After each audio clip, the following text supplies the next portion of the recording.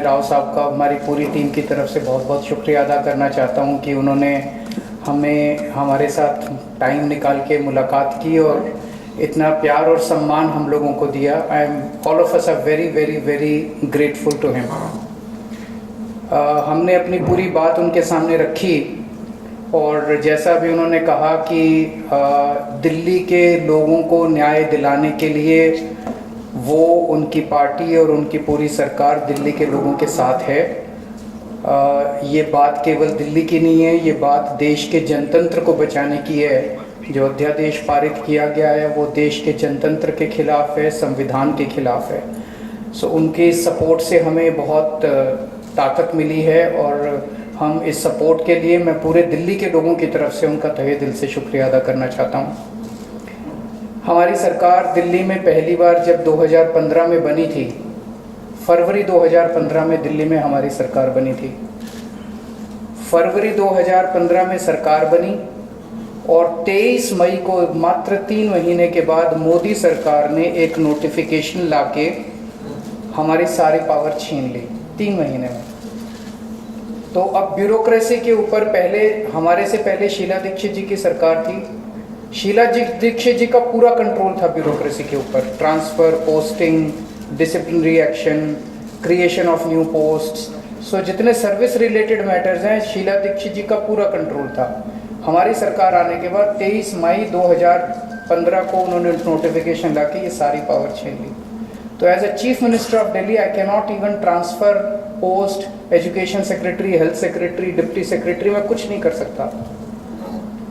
वो सारी पावर छीनने के बाद 8 साल तक दिल्ली के लोगों को उन्होंने अपंग करके रखा। हम दिल्ली के लोग 8 साल तक कोर्ट दर court, high court, supreme court लड़ते रहे। 8 साल की हमारी लड़ाई के बाद 11 मई को, अभी पिछले कुछ दिन पहले, सुप्रीम कोर्ट की संविधान कॉन्स्टिट्यूशन बेंच ने 5 जजों ने मिलकर 5-0 से दिल्ली के लोगों के हक में फैसला दिया। 8 साल की लड़ाई के बाद दिल्ली के लोगों को न्याय मिला कि उनकी चुनी हुई सरकार को काम करने का अधिकार मिला। हमें 8 साल लग गए उस नोटिफिकेशन को कैंसिल कराने में और न्याय लेने में। उसके 8 दिन के अंदर 11 मई को ऑर्डर आया सुप्रीम कोर्ट का। 19 मई को मोदी सरकार ने ऑर्डिनेंस लाके सुप्रीम कोर्ट के ऑर्डर को निरस्त कर दिया, पलट दिया। पूरे देश भर में लोग कह रहे हैं कि जिस देश का प्रधानमंत्री सुप्रीम कोर्ट को नहीं मानता, सुप्रीम कोर्ट के आदेश को नहीं मानता, फिर न्याय लेने के लिए लोग कहां जाएंगे? अगर देश का प्रधानमंत्री कहता है कि मैं सुप्रीम कोर्ट के आदेश को नहीं मानता और कानून लाके वो आदेश को पलट देता है, तो फिर तो न्याय के लिए कोई जगह नहीं बच जाती है। कहां जाएंगे फिर लोग न्याय लेने के लिए? फिर तो कोई अंतिम चीज ही नहीं है। वो प्रधानमंत्री जी कहते हैं मैं नहीं मानता सुप्रीम कोर्ट को, ऐसे देश कैसे चलेगा? ये तो बिल्कुल गलत है। अब ये अध्यादेश लाके वापस सारी पावर छीन ली।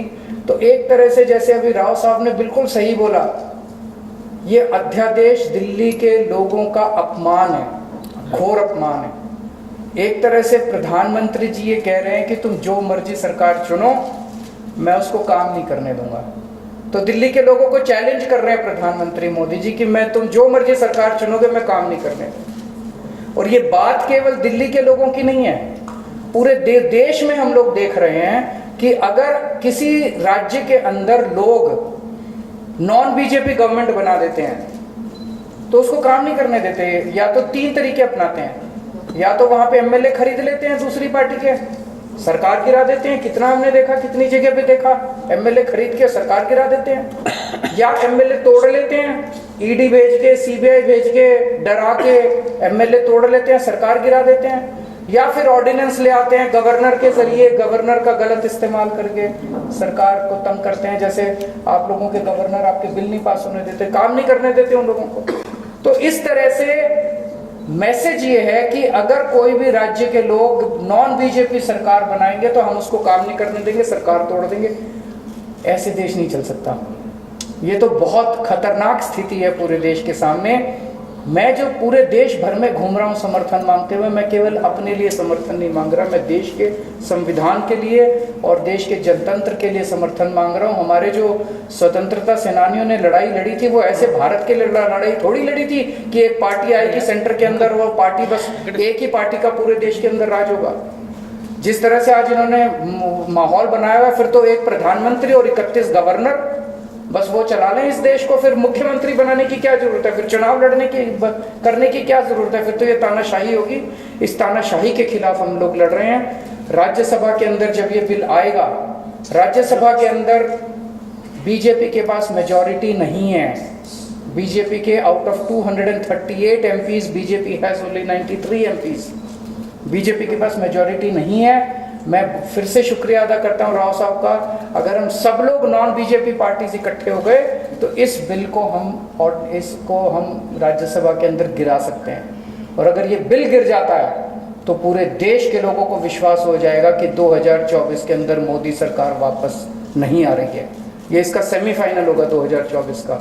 ये कॉन्फिडेंस देगा पूरे देश के लोगों को कि मोदी जी को हराया जा सकता है। तो ये जनतंत्र को बचाने की लड़ाई है, देश की आज़ादी को बचाने की लड़ाई है।